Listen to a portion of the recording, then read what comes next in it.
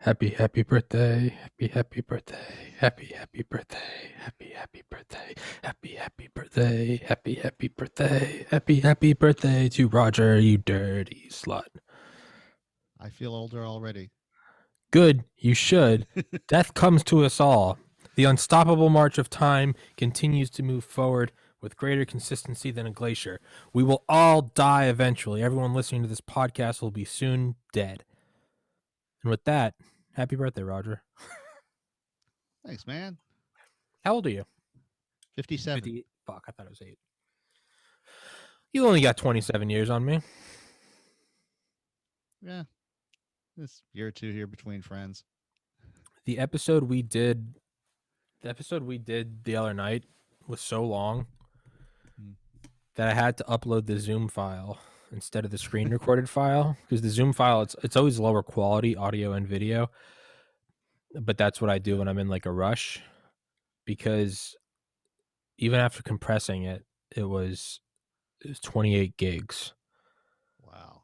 Roger and I spoke for Yeah. like 3.5 hours the other night. The actual screen record file before I even compressed it was 119 gigs. I had to move it off my laptop just to even start working with it. Because every time I try to open it and start a new file, it'd be like, "You're out of memory." I was like, "What?" I saw that you excerpted it too, which was cool. I liked the bit that you selected for that. Yeah, so I need to. Oh yeah. So I have the full file, and it's. I'm gonna upload it whenever, just as the HD version. So if anyone's wondering why the episode we did the other day, if it seems lower quality than normal, it's because it was a 3.5 hour conversation. Well, it wasn't Doctor Strange or something like that with like all the visuals going on. So Yeah, yeah. It was just blunt volume. yeah, and you'll notice I'm back to the non-crappy mic. I noticed it. Yeah, I had to hack up a different mount though, because there was no place to clamp this thing on my desk where it was in the right place. Hmm. So I've got a little piece of wood now, C clamp, to sticks out to the right place where I can get it. Which the Using things we do. yeah, And I've use got my little down drop type thing going here, so I can kind of see it when I'm looking past it. we're really getting up there in terms of the upper echelons of studio quality. Roger and I with our mic stands now. I just had on a Yes, guy who was talking about his friend that outfitted private 747s. And you know what? I mean, I would say we're probably on that path with our mic stands. I mean, next thing is yeah, private 747s. maybe you, but I mean, this is still a desk lamp stand. Hey, it's you know what? We went from no microphones to microphones. I think the next natural progression That's is a true. private airliner. I don't see any steps in between. I hear Donald Trump has one he might be willing to sell soon. I would I love that plane. I think it needs an engine. 737, Yeah. 727. I would fucking rock the I shit out of forget that. which. Yeah, yeah. The last I heard was it was still, since he had been flying Air Force One around for the last 4 years. It was mothballed and was in need of an engine and Oh, some I'm other. sure. Why the fuck would you take care of it if you could whip around an Air Force One? Um, but Roger and I, why did I say Roger and I? Roger has a reading. Excuse, Yes. I've had a sore throat, so I've been eating halls like a meth addict. But Oh, yeah. But it's not too bad. it kind of hurts. My ear hurts. It doesn't matter. We're all dying. There's no fucking nobody's getting out of this thing alive. Whether it's a sore throat or it's a oak tree going through my forehead during a storm, we're all dying. I'm not even in a bad mood. I don't know why I'm being so negative. I'm in a great mood. Look, I'm actually the one who almost had an oak tree fall on me. It Oh was yeah. Well, one of these days I'll have to get you some. The problem, I had all those pictures online and the host went out of business. It was too bad. Oh well. Anyway, you want to just jump right into the reading and fuck yeah. have a story? Fuck yeah. Okay. We've pushed this off for I've pushed this off for like All 2 weeks. right. Okay. My mouse is itchy and Zoom keeps You're good. jumping between full screen and normal. I got to move you over here so I can move my copy over here. Okay. So to recap, uh, this started with a 10,000 word story called Passages in the Void, which was told in three parts. The first part uh, dealt with these intelligent machines. It was told from the first person, from their point of view, who had witnessed the extinction of the human race and all life on Earth, and had bided their time and eventually set out to colonize new worlds that they thought might be safer than the Earth because they're not circling stars. And they succeeded in setting up new human societies and civilizations and ecosystems on these dark worlds uh, that drift between the stars. Uh, in the second part of that story, we find that a bunch of these ships that have basically not found anything and are hurtling outward from the galaxy decide to band together and see if they can manage to make it intact to the Andromeda galaxy, which they are flying more or less or in the general direction of.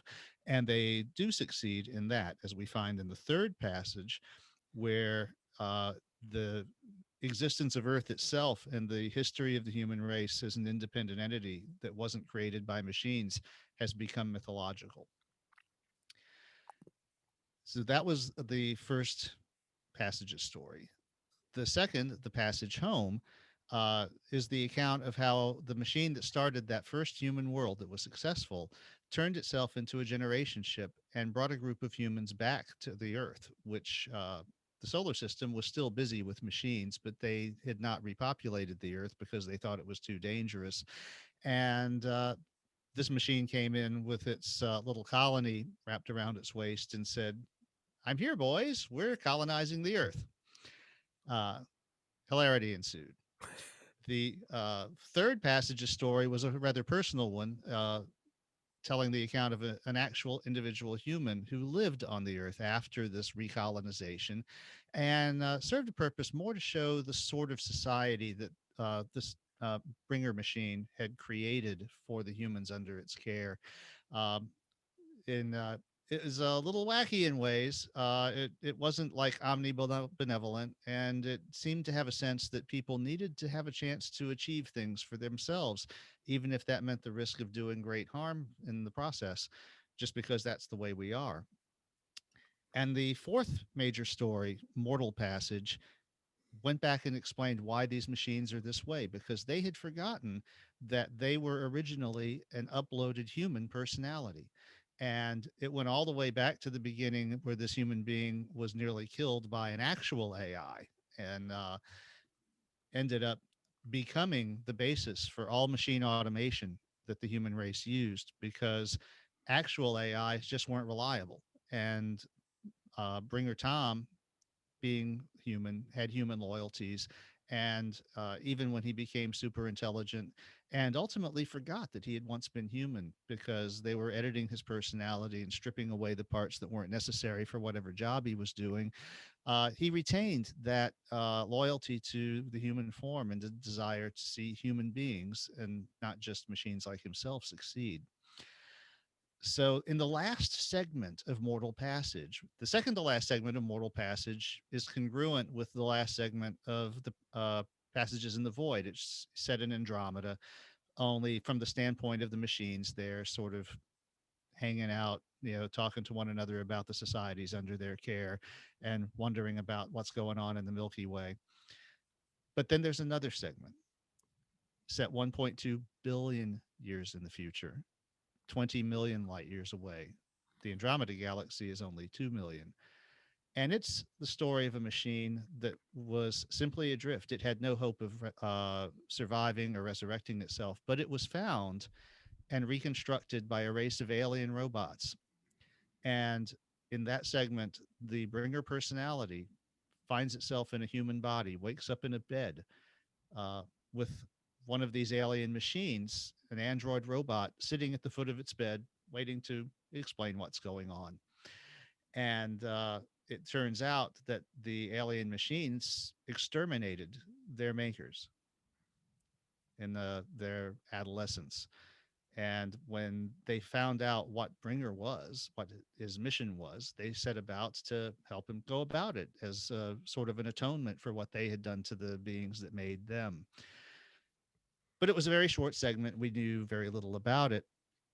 And that's our jumping off point for Revelation passage. When you start the reading, I'm gonna mute my microphone because obviously I'm not gonna be talking, but I'm also like Okay. chewing on cough drops, and I don't want the people listening to hear you narrating and just Yeah. Well, you notice I keep glancing kind of off to the side too, yeah. just to make sure that Okay, there's, yeah. okay, So, yeah. um, I'm so gonna mute. anyway, I'm gonna mute mine, and then it's yours. All right. okay. Fuck. How do I full screen? How do I do this shit? Why am I so retarded? Mute. Never do it. Okay. Revelation passage is told in 5 segments, which we'll read one today. Uh, and within those 5 segments are 7 parts. Some of them with subparts, and each of them is around 5,000 words. The other stories that we told were around 10. So Revelation passage totals about 25,000 words. It was written all at the same time, though, unlike the other stories, which were written one at a time. And for reasons which will become apparent toward the end, we will begin with part 2 of our 7 parts. So this is Revelation 1, the Borden homeworld, part 2A. I was fidgety as hell. The age difference would be a problem. She was only 42 Earth years old, and according to a sense I'd formed long before life extension had been invented, I couldn't help thinking of her as being around 25. She was strong and confident and had shoulder length pitch black hair, and her name was Kim.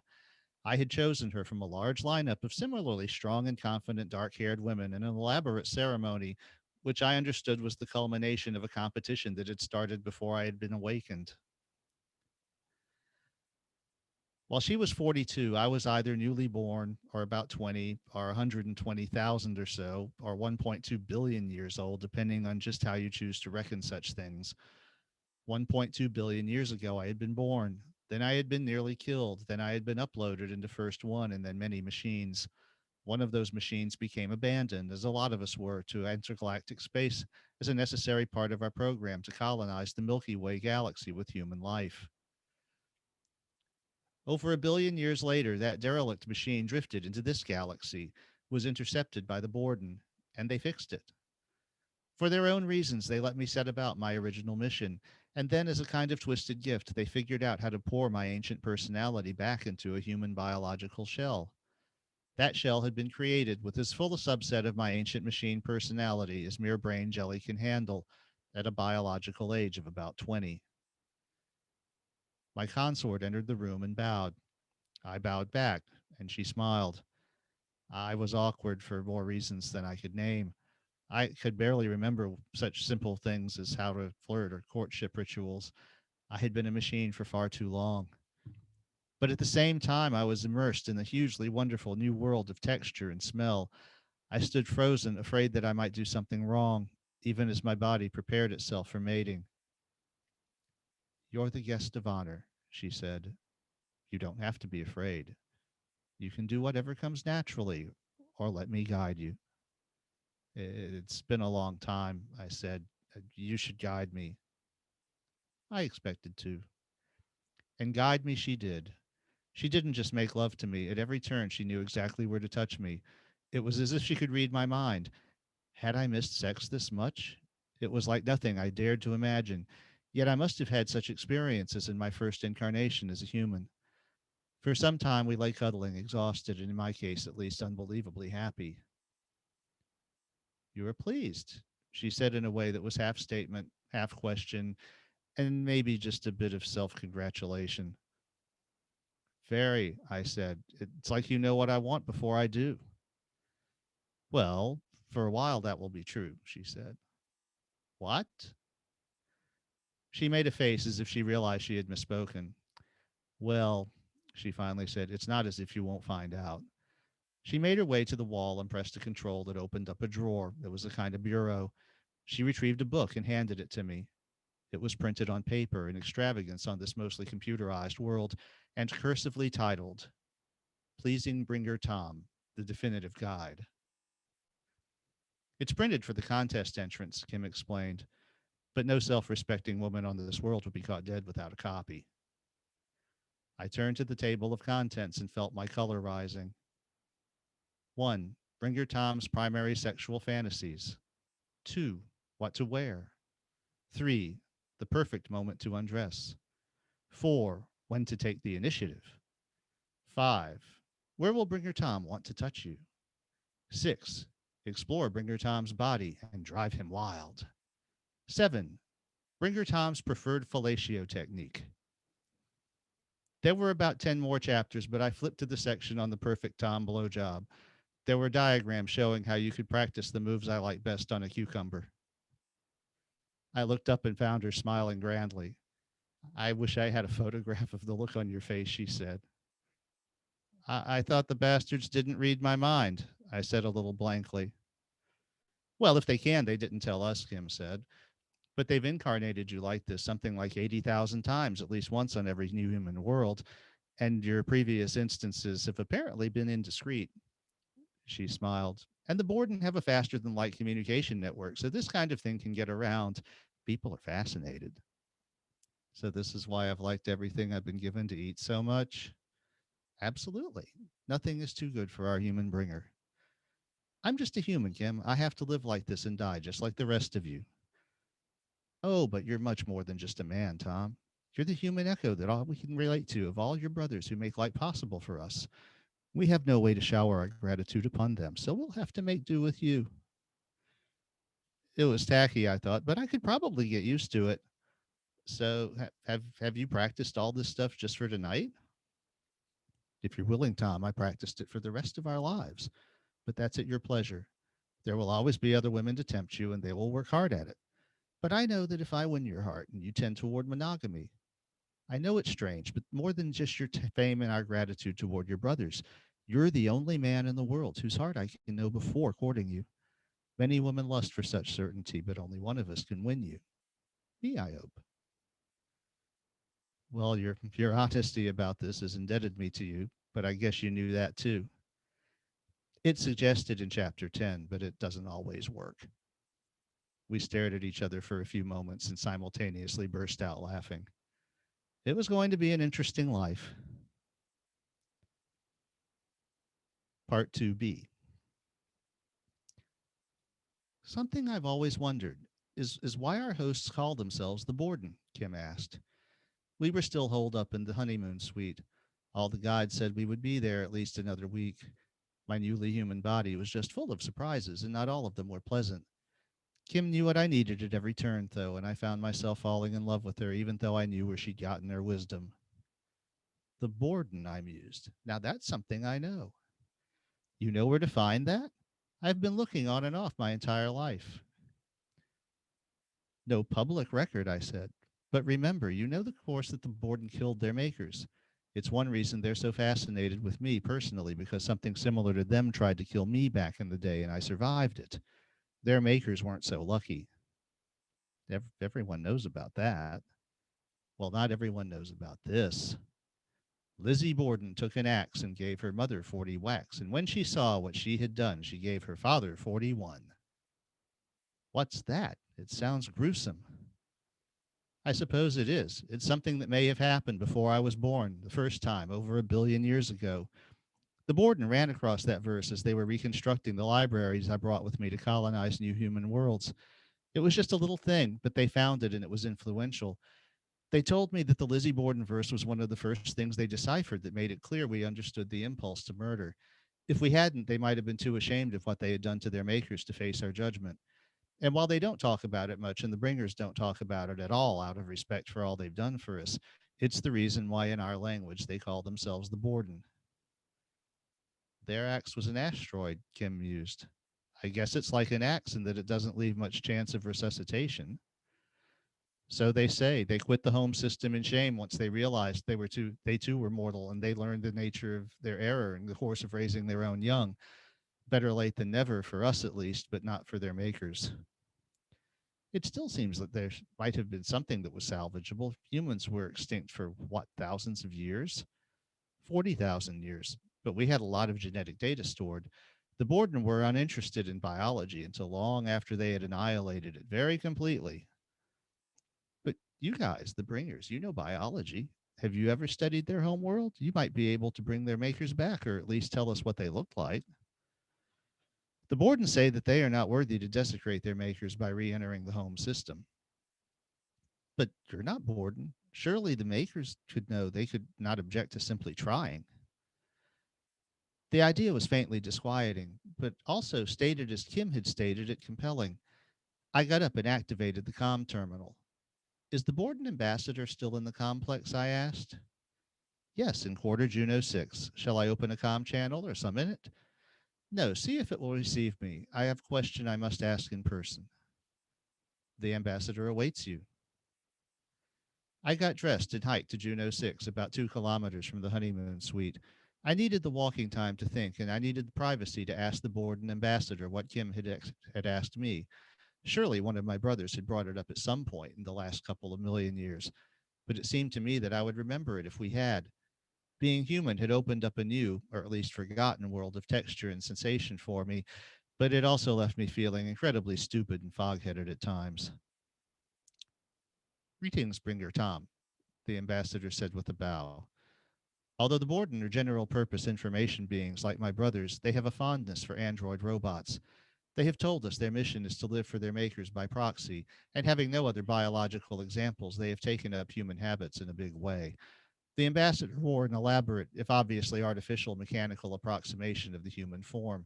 It clacked and clattered a lot as it moved. I bowed. I hope I'm not disturbing you, Ambassador. Oh, not at all. This is new and different. Please enlighten me. New? Well, the only variable is the female, and you've never done this before. We are beside ourselves with curiosity. Right. I was wondering if it had ever occurred to the board and to ask the bringers to do a survey of your homeworld on the possibility of reconstructing your makers. The ambassador clacked pensively. That had not occurred to us at all, it said.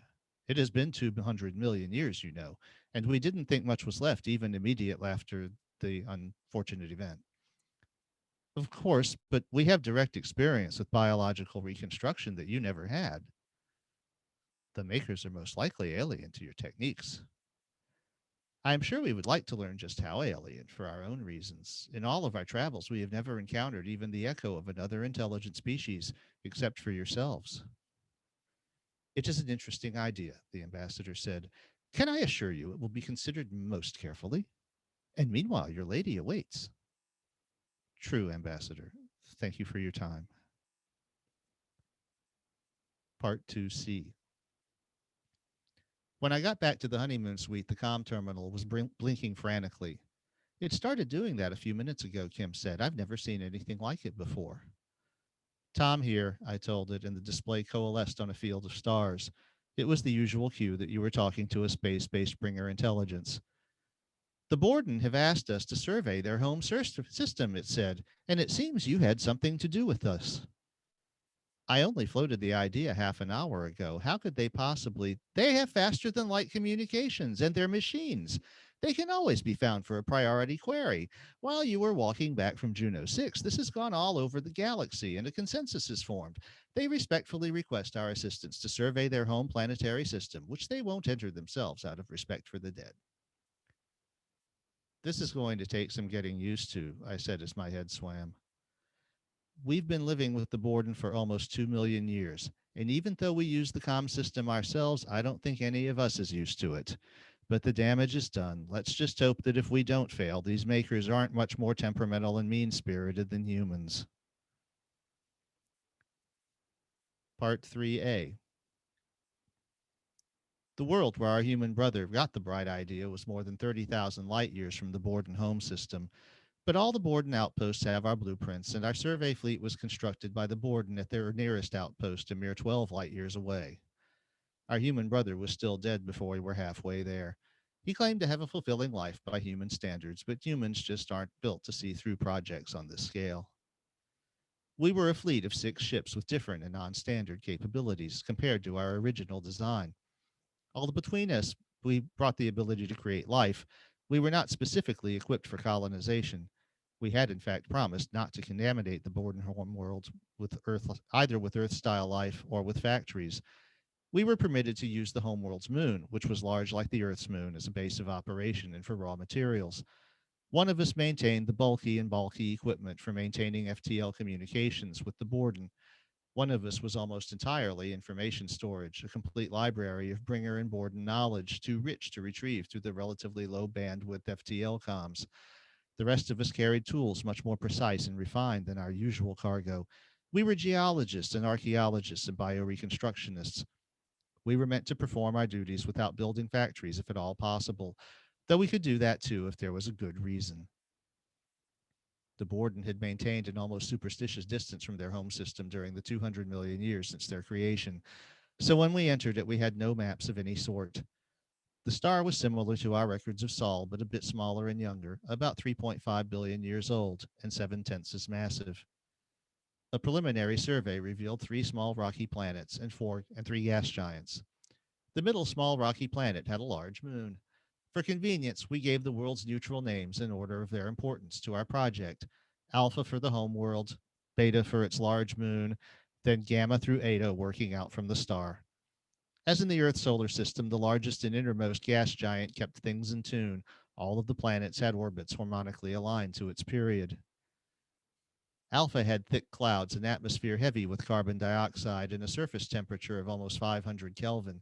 It wasn't quite as bad as our records of the solar world Venus, but it was close.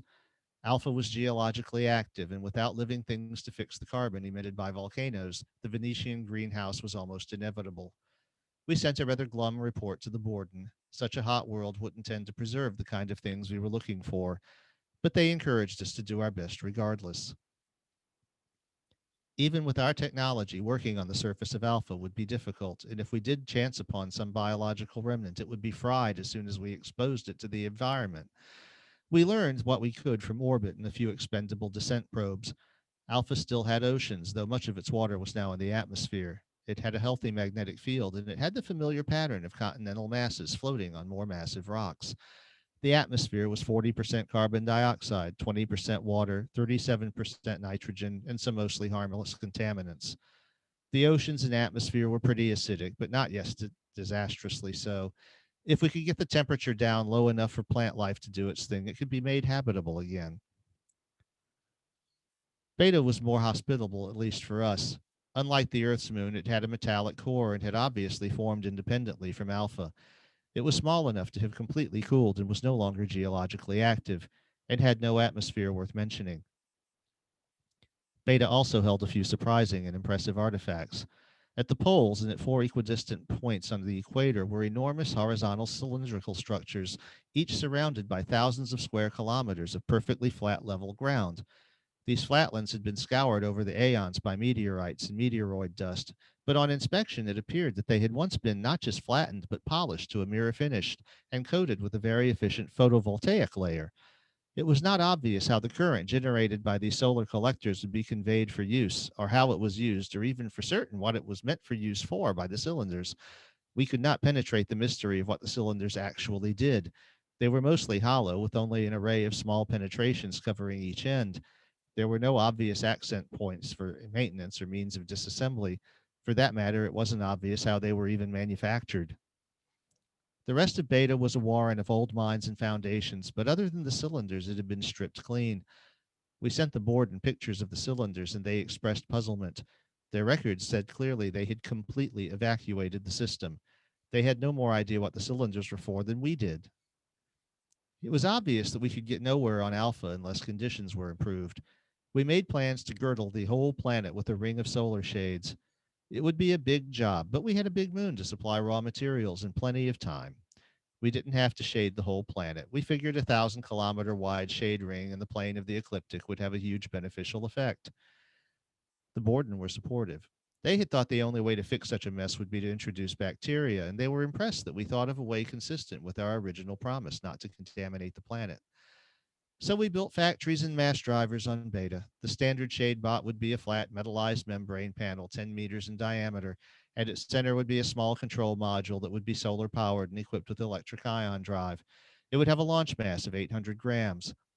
With their ion drives, the bots would maneuver into low alpha orbit and orient themselves parallel to the surface. We anticipated needing about 1,000 billion of them, and we figured on spending several thousand years to get them all in place.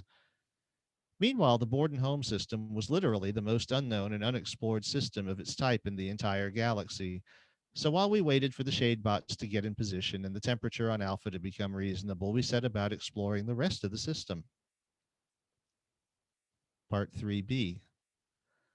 On every world that would preserve such things, we found evidence of Borden activity: mines, tunnels, manufacturing rubbish of every description.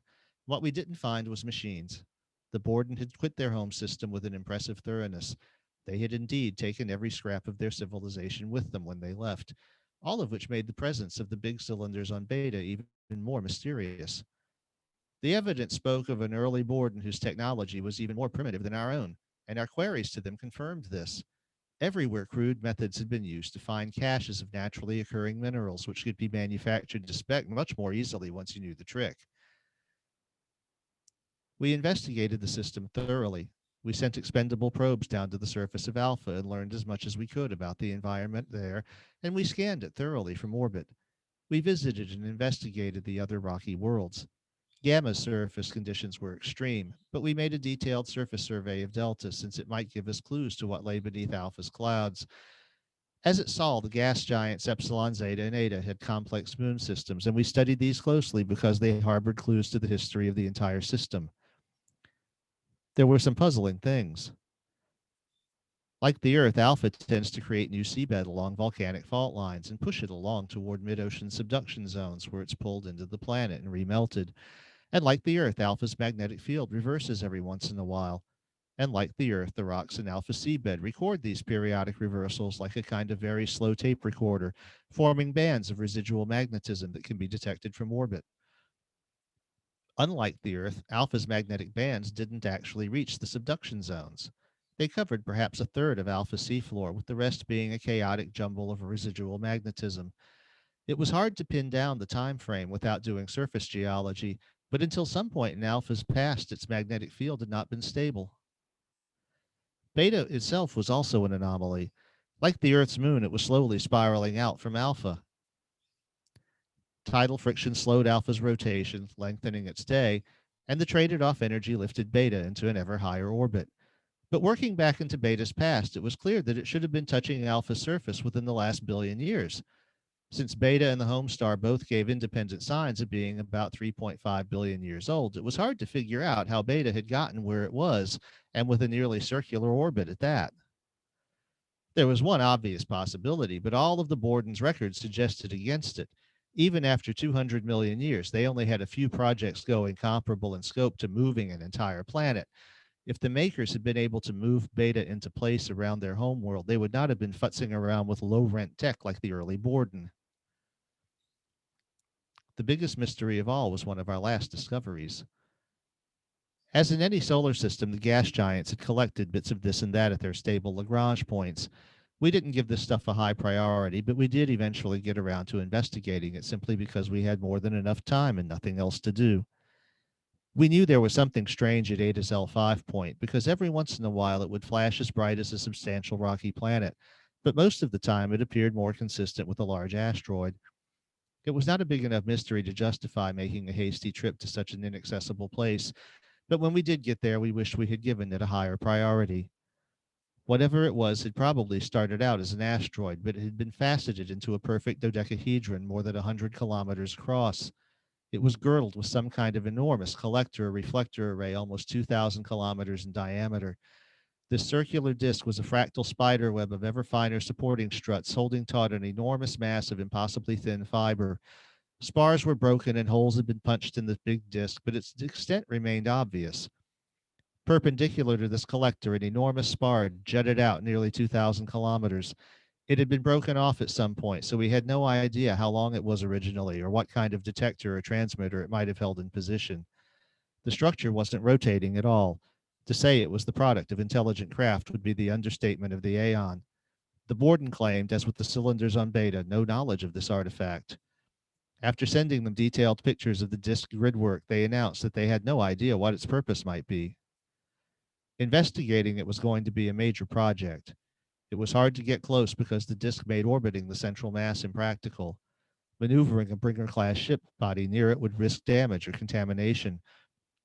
We needed to build robots of a suitable scale to approach it and hopefully to enter it via whatever access ways existed.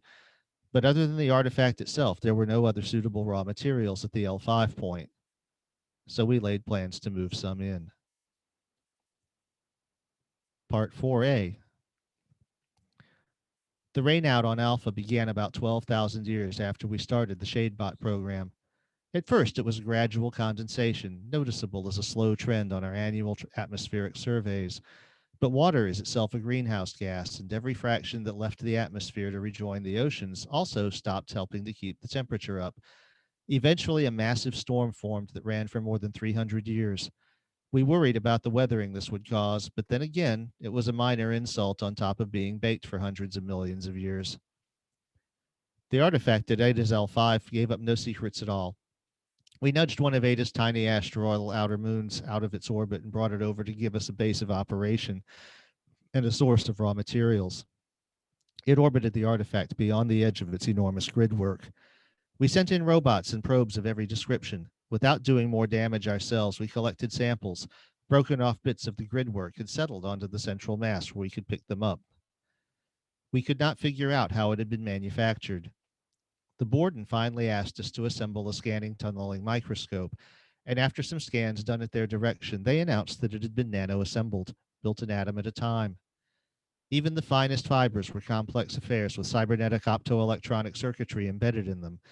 The basic material was a diamondoid matrix that was also almost perfect insulator and both harder and tougher than steel. But it could be coaxed into being a semiconductor or even a superconductor with appropriately well-placed contaminants. The Borden expressed astonishment that such a thing could be made. The problem with nanoassembly is that practical assemblers were not nanoscale themselves, so it takes a long time to maneuver and position all the atoms that make up your structure, and it all has to be done in conditions of extreme cold and mechanical quiet so that unstable half-completed structures don't move around while they're being formed. The Borden had, they said, successfully nanoassembled some structures on the order of a meter or two in size, but even that was a fantastically complicated task. They said that anything that could build an artifact this large in that way made their little FTL comm system look like a child's bucket of toy building blocks by comparison. Alpha's rainout ended suddenly, literally within a matter of days, and then the atmosphere was clear. It was still hot, running 300 to 350 Kelvin at the surface, but well within the operating range of normal unhardened robotic machinery. We moved in and began doing serious geology. We quickly verified Alpha's age and estimated its recent history of geological activity and continental drift. We easily located the impact site of the asteroid that the Borden had lobbed at it. Part of the crater had been subducted, but the impactor had been easily 100 kilometers across, and the collision had left shatter marks all over the planet. Opposite the impact site, the crust had been thrown skyward and inverted, leaving the large chunks of heavy mantle-depth rock on the surface, and frequent earthquakes continued to occur as the smashed continental plate tried to regain its equilibrium. Our hope of finding any trace of the makers dimmed. The whole planet had been blanketed with a heavy layer of dust promising good fossils, but anything resembling the artifacts of a civilization had been well smashed and burned first. Part 4B. The idea came from the Borden via their FTL network, and they claimed it came from one of our own, but they were not clear whether it was another bringer or an actual human who had thought of it. The idea had the kind of mad logic only biological humans seemed to be really good at. The makers had had a high technology, and even after their war with the early Borden, they had to be aware their enemy was out there in space. And if there were Borden in space, then it was reasonable that at one time there had been makers, or at the very least maker robots simpler than the Borden to establish spacefaring technology. This was a society that would be interested and capable of looking to the sky to see what was going on. They would have seen the asteroid coming. Very likely they would have seen it even without high technology. Enormous motors must have been involved that would have left plasma or ejecta trails like the biggest comets. So they would have seen the maneuvering, and they would have had a few years to contemplate the situation as it was set up. With their factories laid waste in the war, they may have watched helplessly as the Borden wrote their doom in their sky, but they would not have been taken by surprise. They were smart people capable of getting into space and building the early Borden. They had time to build caches. Working back in time, we asked, what did Alpha look like 200 million years ago? Knowing, as the makers would probably have known at least 2 years in advance, where the rock was going to hit, where was the safest place for records you hope someone like us will one day find? You must consider the world's innate geological processes, as well as the immediate insult of the impactor. When all of the factors were considered, there were only a few obvious good spots that were likely to survive the impact, and the weather and a lot of subsequent geology. We concentrated on those areas. There was one mountain range that was still tall, though it had been much higher in the day of the makers. It was riddled with a labyrinth of caves formed by water flowing through them when they had been at sea level.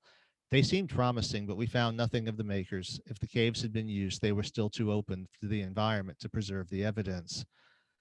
Elsewhere, a continental mass lay in the sweet spot where the crust would least be roiled by the impact. For 3 billion years, these rocks had neither been uplifted nor subducted.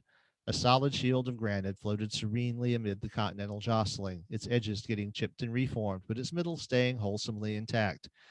In the center of this continent, orbital surveys had revealed a magnetic anomaly. When we brainstormed methods by which the makers might have marked their cache for the geological ages, this bit of magnetism in the center of a stable and otherwise remarkably non magnetic sheet of granite came up. Ground surveys revealed that metallic steel bars had been preserved with plastic protectants and laid out along the lines of a cross more than 50 kilometers across, buried in trenches 30 meters deep, which had been backfilled with hematite mined more than 1,000 kilometers away. At the center of the magnetic cross was a vertical shaft which had been cut down into the living rock of the continental plate. It had been backfilled with calcium minerals, which had over the aeons fused into a solid mass, sealing the shaft, but also much softer than the surrounding rock and therefore a straightforward matter to remove. When we cleared the shaft, we found a granite plug at the bottom, and beyond this, a small room which we entered first only with an endoscopic camera. It would be fair to say that when we received the first images of this little room, we were shocked. The room was lined with images and contained a mechanism and a body. The mechanism would turn out to be the most important thing, but at first we hardly noticed it. The body had apparently mummified, and we would later learn it had actually petrified. It revealed no mysteries of alien physiology, for it was human. The pictures on the walls appeared to have been fused into the porcelain with cobalt, a suitably durable medium for the purpose at hand. One of these clearly showed a small group of figures. They were line drawings, but they were also unmistakably human. As we were trying to figure out how humans had come to this distant world 200 million years before our arrival, another wall picture gave a suggestion. It showed an object with a dodecahedral core and a large circular collector array. An oncoming stream was somehow being focused toward a receiver at the end of the perpendicular spar where the artist had placed a rocket engine. And the whole affair was from the background flying through intergalactic space. In part two, the makers of the Borden.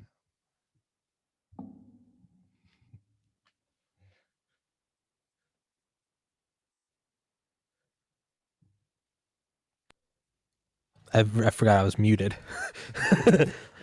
dude, I was trying to figure out where the fuck you were going with it at the, like the last couple minutes. I was like, what's this? The calcium? I was like, what? Dude, It all comes into focus. fuck yes. It's the dun dun dun dun dun dun dun dun dun dun dun dun dun dun dun. It's just like, oh shit. Yeah. Revelation 1 has the largest mass of pre-unexplained setup too compared to the others. The others get to their point quite a bit quicker. Yeah. I'm sold. I'm sold. Four to go. 4 to go. That was beautiful. Okay. Okay, you got my mind turning. It reminds me of what's it called? The Project 8200, where the CIA remote viewers said, or Joseph McMonigal, who I'm trying to get in touch with, said that they remote viewed like 4 subterranean points across the world, and they come together to actually form one big like satellite dish, and they're in touch with something in geosynchronous orbit. But if you map it out, it actually looks like a satellite dish with like the pointy thing at the end. And it's like whether or not this guy's full of shit, I have no idea. But it's like humans aren't the main story going on Earth. We're Yeah. kind of just this like surface bacteria, but the Earth actually serves something else. We're kind of here. Yeah. Well, there's some more rabbits waiting to be pulled out of hats too, which is as far as what the galaxy ship is doing out there in the outer solar system, and Fuck uh, yeah. how it got there and where it Fuck came yeah. from, That'd be what like happened to the makers. that'd be like if some like mice were in like a nuclear bunker and they had like a whole life and civilization there, and they slowly figured out that like the nuclear bunker served something greater. It was part of a larger civilization at war by much more intelligent beings with unimaginable weapons. They'd start to realize, like, oh shit, Mhm. our little like the little mouse colony here, we were an accident, right? Right, like someone didn't seal the mouse cage or something. It was like, oh shit, we're not even. It's not that we're lower on the totem pole. We're not even part of the story. Yeah, It's we're not like even part of the totem pole. no, yeah, exactly. We're not even part of the totem pole. You're just like a shaving of wood on the side that someone forgot to sweep away. Like that's like Yeah. I kind of get that vibe from it. Like humans are just like if something really wanted Earth, it would come over and kind of like brush it off, and it'd be like, get this. They're like Windex it. They'd be like, get all this bacteria off of it. We'd be like, no, we're America. They'd be like, what? Go away. Yeah, it does go in that direction, uh, Fuck yeah. toward the third and fourth parts, particularly. Fuck yeah. Fuck yeah. Well, actually, Roger, that's perfect timing. I can hear my dad. The garage is opening beneath my feet, and I know my dad just got home, so I'm probably gonna go have dinner with him. But not to boot you off quickly. Um, Well, we were on for 3 hours a couple of days that ago. is true. We were on for 3.5 hours. That was, dude. That one went for a long. I was laughing so hard at the end of that. Did you Yeah. see that? Hmm. Oh, my dad watched it this morning, and he made a point of saying it seemed like y'all were having a lot of fun. Dude, it's I texted one of my friends that she was like, "How did it go?" And I was like, "That's actually one of the most fun podcasts I've done in a while." And every once in a while, I have one of those where I'm like, "Oh yeah, that's why I started doing this was just to Yeah. laugh with people." It truly was. Like I'd set out to do this podcast in the most idyllic way. I was like, I just want to laugh. Like I actually just want to laugh. And sometimes I forget that.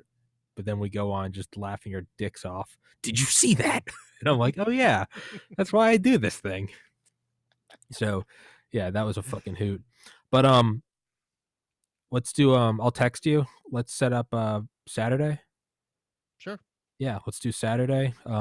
We can do a reading and then we can actually do an episode after.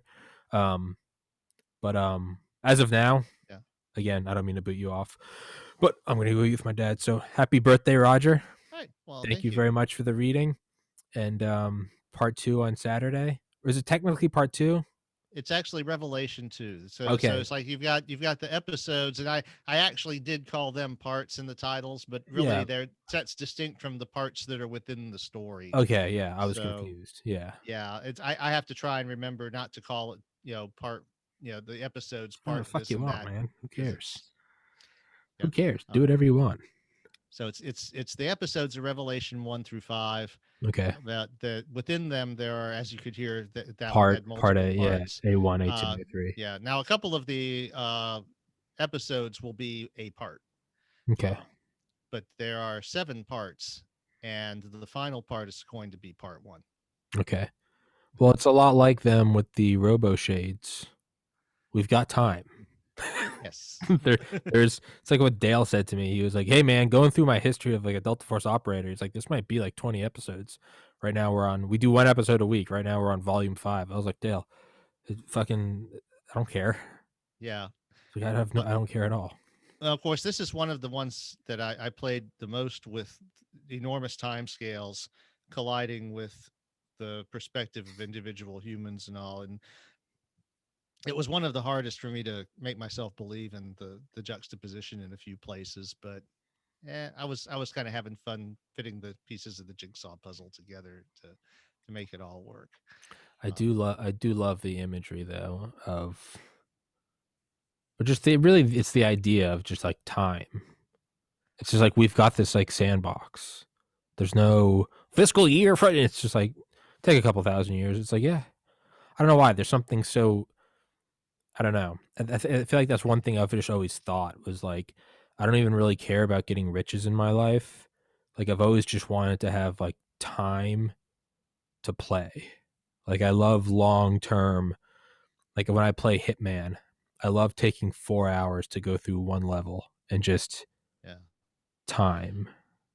Well, and there's a contrast that's already been drawn between the Bringers and the Borden. Even though we didn't know they called themselves the Borden at the end of Mortal Passage, one of the things that Borden robot tells the human Bringer is that they figured out that they were mortal Hmm. and that they could only live a certain amount of time because they never forget anything, and eventually it Yeah, becomes yeah. impossible for them to collate all their memories.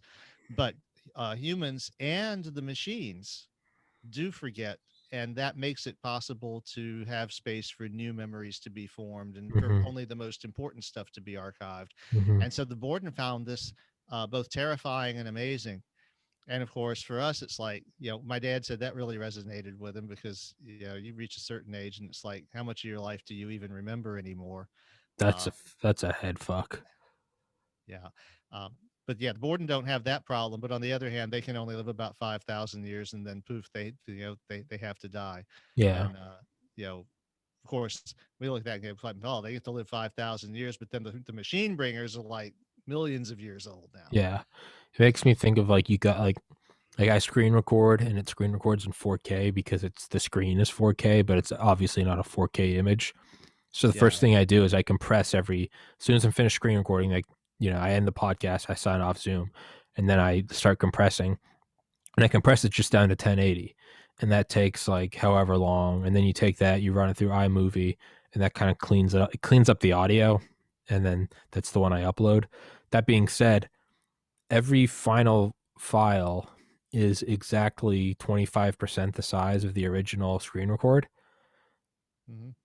And I tried keeping the original screen recordings like the first time I started like recording podcasts because I was like, oh, I'll just keep the big file. I just don't want to delete anything. And very quickly, I realized I was putting away about a terabyte a week, and I was like, this is spiraling out of control Yeah. very quickly. And there really isn't much There's reason no because neither of our cameras is or 4K. 4K. It's there's nothing. So I mean, technically, maybe it's getting like the Safari icon on the bottom of the screen, and it's keeping that in high res. But it's so. But the point of me saying all that is so I actually you could say that I delete actually 75% of all the information because it's just excessive. I don't need it. Even now with 354 episodes, I'm still sitting at even with 75% cleared away. I'm still sitting at like 5 terabytes total of episodes. So I mean, it should be around 20. But I say that to say is the channel Linus Tech Tips, and I kind of poke fun at it because he uses like clickbait titles. But the dude has like 12 million subscribers, and he actually does put out a bunch of great tips for retards like me that don't know anything about it. It's actually a very entertaining channel.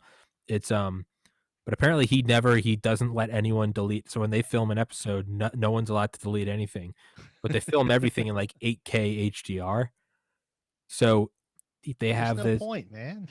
it's just almost I don't know, man. At this point, I think he's bringing in like 2-3 million a year in profit, and it's just like this is his shtick, I Just guess. because you can, yeah. I don't know, but it's funny because you can go back and they always have to build. They build their hard drives to keep.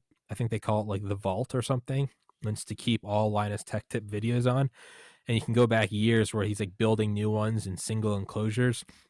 And the most recent one he built was a 1.2 petabyte single enclosure. Uh, It's probably uh, RAID array. yeah. And it was to the point where it's actually now he's sponsored. He gets these, so like Seagate will actually send him everything for free. So I mean, they'll send him like 600 hard drives at 16 terabytes each, just for free, which is an insane amount of money. Show our customers how to use these. Exactly. So, well, Have that's what some it, hard drives. yeah. But you can go back and you can find the first like vault they made, and it was like 100 terabytes, which is the size of like the thing I've put together. And then it's like Mhm. 200, but now he's at 1.2 petabytes. But it kind of makes me think of, yeah, it's like they don't delete anything, and it's like they have to keep going, and it's, I seem to yeah, recall us having a discussion about not deleting anything ever yeah, once not too long ago. yeah, big data, the big data episode. But yeah, for something like this where the information truly is worthless, it's 4K recordings of a 1080 image. Yeah. It's So you've got a bunch of little squares. yeah. Although actually, what you have is a bunch of little noise blurs because most likely your machine has a feature called sharpness enabled. And one of the things I found out since I use a 4K television set, and of course, most of the content you put on a TV set isn't 4K. Mhm, So all TV sets have this sharpness thing, which is actually a blurring feature that is designed to make sure you're not looking at a bunch of little square pixels when you're looking at less than 4K content. mhm, Well, if you actually want the 4K image at full fidelity, you've got to be able to turn that off. mhm, And not, and some 4K TV sets don't let you. They don't have a way to turn that off. So that's the thing. A lot of 4K systems have these filters in them to bridge, to make it less obvious that you're wasting all of that memory recording a bunch of little squares instead of single pixels. yeah. Um, That's what, yeah.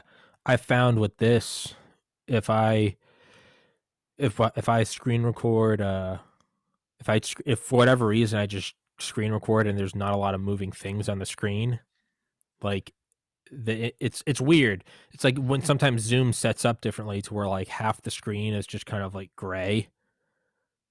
Those files are actually much smaller because it's only recording like the moving. I don't know how to make sense of it. I'm too stupid to explain it. yeah, But no, it's it's actually doing the video compression. yeah, that's what it is. It's like this is all black, so it Yeah. doesn't need to be an image, right? And the simplest form of a video codec, the AVI files, their simplest form of them is basically a series of JPEG images that are independent of one another. But then you get to the more aggressive compression formats that they use, like in cable TV nowadays, and all, and they actually make an effort to see which parts of the image haven't changed Mhm. and not to retransmit them. Yeah, I think So that's what it yeah, I think that's what it's doing. so but that's much more algorithmically complex. But if you're looking at an image like all this stuff behind me Yeah. doesn't change, Yeah, so it doesn't need so to be, like, refreshed. yeah, so it's more complex to identify the parts of the image that you want to update, and also they do things like recording only the changes from within the parts that are changing from frame to frame. So you'll have like the what they call index frames that are actually complete images, and then for a certain number of frames after, it'll just be the changes from the previous image Mhm. that make the frame. And that's why if you ever go through with a video editor, in a lot of cases, you'll see uh, like if you started a random part in the point in the middle of a video file, it'll just be a bunch of garbage and kind of half formed shit until you get to the next index frame and it'll all sort of snap Yeah. and coalesce because now it has all the information to reconstruct the whole frame from there on. Um, which seems kind of like couldn't they back it up and but I guess it depends on the software you're using, how smart it is to. So I could melt my computer by just getting, like, a kaleidoscope to shine behind me. So instead of having just black, just just have it dancing. That's how I'll melt my computer. Yeah, that would keep it busy. Yeah. On Hitman, so Hitman doesn't delete any of the bodies once you, like, kill someone. Like, Grand Theft Auto, if you just turn on invincibility and just, like, walk down the highway with a minigun and just start just shooting everything and blowing it all up, it'll only allow like 10 or 15 like husks of cars to kind of pile up, and then you turn away and they're gone. They'll only allow like I think maybe like 10 bodies of cops or something. I mean, this is a really great game, right? But with Hitman, Hitman doesn't they don't delete anything. So, for instance, there's this level that's like a winery. The whole point of Hitman is to be a ghost. You leave as little footprint as possible. Like you're not supposed to use weapons. It's all about just, you know, dressing up Yeah. like a waiter and like killing them with, just no footprint. That's not how I play Hitman. I start the game and I just kill everyone. I kill everyone. That's how I make sure I get the target. Is I kill everyone. So for instance, there's a level where you're in a winery, you're in like a vineyard in Italy. So I just kill everyone, every bodyguard, every visitor, every customer. It's like 300 people. And I just kill everybody. It takes like an hour. Because they don't get rid of the bodies, and you can still go interact with everybody. You can move it around and stuff. I have a little like vacuum thing on the back of Physics my engine is groaning. Yeah, well, I have this like little vacuum thing that has a digital thermometer that I used to put under the laptop during the summer, but it was too noisy. So now it's got like a suction cup, so I just plastered it on the back of the Xbox, just because I like to go look at the temperature and stuff sometimes, just because I'm fucking retarded and that's what entertains me. And some games run at like lower. I found like the older games, they max out at like 105, 110 degrees Fahrenheit. I found Grand Theft Auto and Ace Combat. Those will get up to like 115, 120. I found Hitman 3. I found Far Cry goes to 130. Hitman 3 goes up to like 135. But I found if I go far into a level and I kill everyone and I break every window and I blow up every car and I shoot every gas can, I found I can see going up to like 140, 142 because and then like I'll quit the level and I'll go to a new one and it will drop down to like 110. But I've kind of, yeah, like I don't know what that says about me, that the real entertainment I get isn't the actual game. It's seeing How how much can hot you exercise the graphics unit in your computer? fucking, what the hell's wrong with me? Shooting Hey, civilians. I'm like, look at the temperature go up. Maybe somebody's just doing that with Earth. They're playing human and they're like, hey, look, the climate's changing. yeah, let's do all of these expensive hydrodynamical calculations to see what happens. Everybody get on social media, start putting out images. Hey, look, the temperature's rising, the sea level's rising. Oh, Yeah, Jesus. Is that what we're doing? it's not the greenhouse gases; it's the Earth's computer core It overheating. is. It's the computer core, and they're really trying to break it now by giving a vaccine to everyone. That's what they did. They COVID restrictions. Everyone has to stay home and get on your computer. They're just jacking up the processing. They're like, let's see if we can break it. They're overclocking the Earth. Well, even for a short episode, this conversation's already run its course to where It's where we usually end up. we Yep. always we end up here, that everything is a simulation, or thermonuclear death. Those are about, I think that's normally where you and I top out. Mm-hmm. Yeah. Well, considering the main problem with the simulation is that the rules don't ultimately mean anything and there could be an off switch, then there's some congruity there. Yeah. Well, on that note, happy birthday, Roger. And yeah, man, thanks for always being on here. Love having you on the podcast. I believe everybody loves having you on or watching you. And yeah, it's always a pleasure. So cheers to many more. And I'll see you Saturday. Yeah. And did you see that? Did you see that? You're going to be doing that for years. I'm going to be doing that for years. And then when I finally get killed by a drone, I want the person next to me to live stream it on TikTok. Did you see that? As there's a hole in my head and my blood's coagulating around me. Well, let's wrap this bitch up, Roger. I'll text you, man. Happy birthday, buddy.